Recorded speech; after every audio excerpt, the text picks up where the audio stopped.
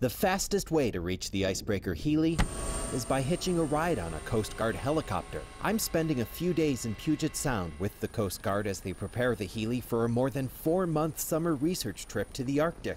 Crew members are running through drills and exercises before heading north, and this landing is an opportunity to practice touching down on a relatively small target bobbing at sea.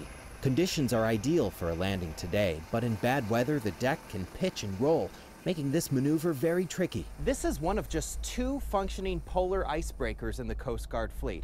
Both are based in Seattle. The Healy, though, is primarily designed for research. It's meant to bring scientists and others to some of the most remote corners of the planet to study climate change. We are Arctic explorers. We go up where few go. Every day is an adventure, and when you get to walk out on deck and we're surrounded by ice as far as you can see all around, it's a pretty unique experience. The amount of sea ice at both poles is at a record low, and scientists say climate change is partly to blame. This NASA animation shows the Arctic ice fluctuation this winter. Environmental groups say this is what it looks like when nature sends a distress signal. During the 2016 summer research mission, scientists on the Healy gathered climate change data and mapped more than 10,000 square miles of the sea floor. A team also discovered a new jellyfish species. Much of that work will continue in the coming months during a brief window of opportunity when this ship crushes through sea ice as thick as 8 feet to reach a fragile ecosystem, which is still a kind of scientific frontier. The time frame is short to be able to access the area,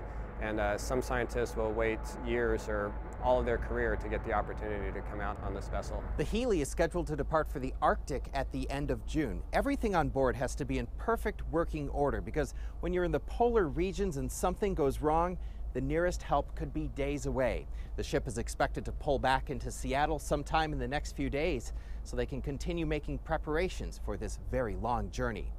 On board the Coast Guard cutter Healy, Ted Land, King 5 News.